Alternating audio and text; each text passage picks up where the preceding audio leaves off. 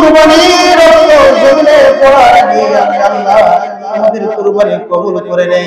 ওই কুরবানির গোশত আমার দরকার নাই, ওই কুরবানির রক্ত আমার প্রয়োজন নাই।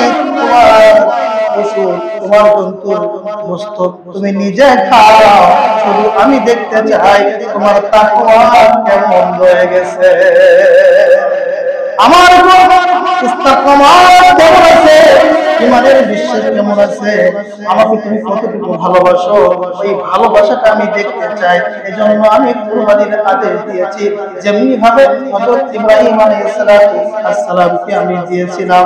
ও ইব্রাহিম,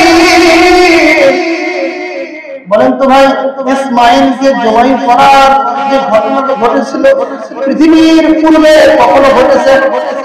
কিয়ামত পর্যন্ত আর ঘটবে? ইসমাঈলকে কেন্দ্র করে যে ঘটনা ঘটেছিল এটা কিয়ামত পর্যন্ত আর ঘটা সম্ভব নয়, ইতিহাসের মধ্যে বিরল হয়ে সম্মানিত আমার মুসলমান ভাইরা, ইব্রাহিম আলাইহিস সালাম কেমন ত্যাগ করেছিলেন, কেমন ইস্তেকামাত করেছিলেন, সেই কথাটি আল্লাহ কোরআন কারীমের মধ্যে উঠাইয়া দিয়েছেন। ফালাম্মা বালাগা মা'হুস-সানা, ওই আয়াতের আগে আল্লাহ রাব্বুল আলামিন বললেন রব্বি হাবলি মিনাস সালিহিন।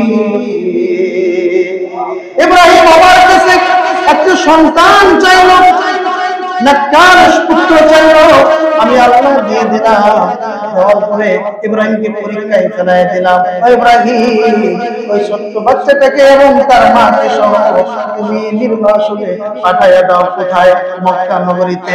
সেখানে কোনো বাড়ি ঘর নাই, সেখানে পাঠাই দিল। পাঠাই দিয়া কিছু খেজুর, কিছু পানি দিয়া ইব্রাহিম আলাইহিস সালাম চলে আসতেছেন। মা হাজরা বলেন, ও ইব্রাহিম, আমার প্রাণের স্বামী, তুমি আমাকে রেখে কোথায় যাও? ছোট্ট বাচ্চা, কোথায় যাও? ইব্রাহিম আলাইহিস সালাম কথা বলে না। বারবার যখন জিজ্ঞাসা করে, ইব্রাহিম আলাইহিস সালাম উপরের দিকে শাহার আঙ্গুল উঠায় দিয়ে এরকম ইশারা করে আর বুঝাইতে চায় কথা বলা নিষেধ। এই লম্বা করে শাহার আঙ্গুল উপরের দিকে করে দেওয়ার কারণ হলো মা হাজরাকে বুঝাইতে চায় আমি কথা বলতে পারবো না, আর এই আদেশ হলো আমার আল্লাহ। জোরে বলা জানো সুবহানাল্লাহ। সম্মানিত ভাইরা, ৮৬ বছর পরে বাচ্চা পাওয়ার পরে সেই বাচ্চা এবং স্ত্রীকে আপনি নির্বাসন এবং বনবাস দিতে পারবেন? আমি পারবো? সম্ভব নয়। যেমন পরীক্ষা শুরু হয়ে গেল। আমার ভাইরা, সর্বপ্রথম তার পরীক্ষা ছিল অগ্নিকুণ্ডে নমরুদ ফেলাইয়া দেওয়া। আমার মুসলমান ভাইরা, তিনি যখন চলে আসলেন ১ বছর ২ বছর এরকম করে করে প্রায় ১৩ বছরে চলে যায়। কত বছর? ১৩ বছর। কিন্তু প্রথম পরীক্ষাটা কেমন ছিল? আমি শুধু আগুনে ফেলা পর্যন্ত কত জমায় রেখে দিয়েছিলাম, কিন্তু তার আগে বলতে চাই পাগল আল্লাহর দরবারে সিজদায় পড়ে আল্লাহকে ডাকতেছে, আল্লাহ তুমি আমাকে মাফ করে দাও। আমি যেখানে নামাজ পড়ে সিজদায় পড়ে থাকে, আল্লাহ বলে তোকে মাফ করব না, তোকে আমি জাহান্নামে দিব। ওই পাগল সিজদায় পড়ে আল্লাহকে বলে আলহামদুলিল্লাহ। কোথায় দিতে চাইছে আল্লাহ? কথা বলেন ভাই, ভালো লাগবে আমার। আল্লাহ কোথায় দিতে চাইছে? জাহান্নামে। জাহান্নাম ভালো জায়গা না খারাপ জায়গা? ও আমার মুসলমান ভাইরা, জাহান্নাম দিবে কথা শুনে পাগল বলে আল্লাহ আমার দরবারে আলহামদুলিল্লাহ। আল্লাহ বলে পাগল রে, তোমাকে আমি জাহান্নাম দিতে চাইলাম, তারপর আমার শুকর আদায় করলা কেন? আমি জানতে চাই। তুমি কি জানো জাহান্নাম ভালো জায়গা না খারাপ জায়গা? ও পাগল, জাহান্নাম সবচাইতে নিকৃষ্ট জায়গা, শাস্তির জায়গা, ভয়ঙ্করের জায়গা।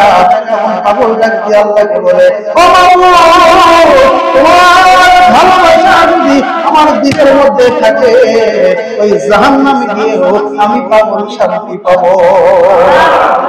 আর তোমার আল্লাহ তুমি পাগল বলতেছে, ও আল্লাহ, তোমার ভালোবাসা নিয়ে ইব্রাহিম আলাইহিস সালাম আগুনে নেমেছে। ওই আগুনকে আল্লাহ তুমি কুল্লা ইয়া নারু কুনি বারদাও ওয়া সালামান আলা ইব্রাহিম। ও আল্লাহ, তোমার ভালোবাসা দিলের মধ্যে থাকার কারণে ইব্রাহিমের ওই আগুনকে তুমি ঠান্ডা করে দিয়েছো। তোমার ভালোবাসা নিয়ে যদি আমি জাহান্নামেও যাই, তোমার ভালোবাসার কারণে জাহান্নামে আগুন নিভে যাবে। আল্লাহ রাসূল বুখারীতে বলেছেন জাহান্নামের আগুন কোনো পানি দিয়ে নিভানো সম্ভব নয়, কোনো বাতাস দিয়ে নিভানো সম্ভব নয়। কিন্তু রাসূল বলেন ঈমানদার যখন আল্লাহর ভয়ে চোখের এক ফোঁটা পানি ফেলায়, জমিনে পড়ার আগে, নাকের ডগার কাছে আসার আগে, ওই ঈমানদারের ওই গুনাহগারের চোখের এক ফোঁটা পানি দিয়ে তার জন্য জাহান্নামের আগুন নিভে যায়। আমার মুসলিম ভাইরা, আল্লাহ হয় আল্লাহর ভালোবাসা দিলের মধ্যে থাকার দরকার আছে না নাই? ইব্রাহিম আলাইহিস সালাম যখন আগুনের মধ্যে পড়তেছে, ইব্রাহিম আলাইহিস সালাম বলেন, ইব্রাহিম রে, কি বাতাস দিয়ে আগুন থেকে বন্ধ করে দেব?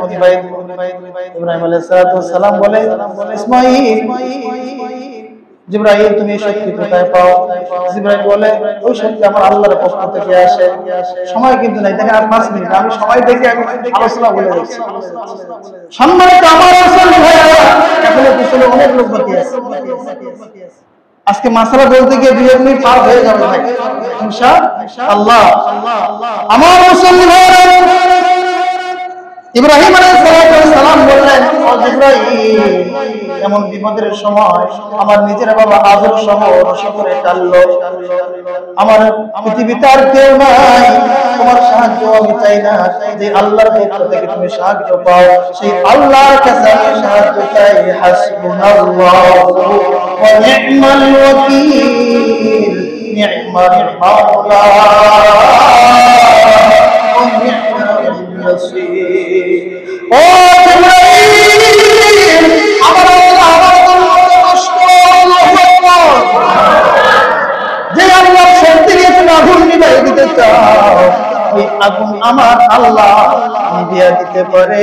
আল্লাহ সঙ্গে সঙ্গে বলে, লা তাহজান ওয়া লা তাখাফ, ইব্রাহিম রে, আমার উপর ভরসা রেখেছো, চিন্তা করিও না, ভয় করিও না। তোমাকে উলঙ্গ করে আগুনে ফেলাই দিয়েছিল, সঙ্গে সঙ্গে আমি আল্লাহ আবরণ দিয়া জান্নাতি পোশাক তোমার জন্য পাঠাইয়া দিয়েছি। সর্বপ্রথম জান্নাতি পোশাক ইব্রাহিম আলাইহিস সালামকে হাসরের ময়দানে পরানো হবে। ও আমার ভাই,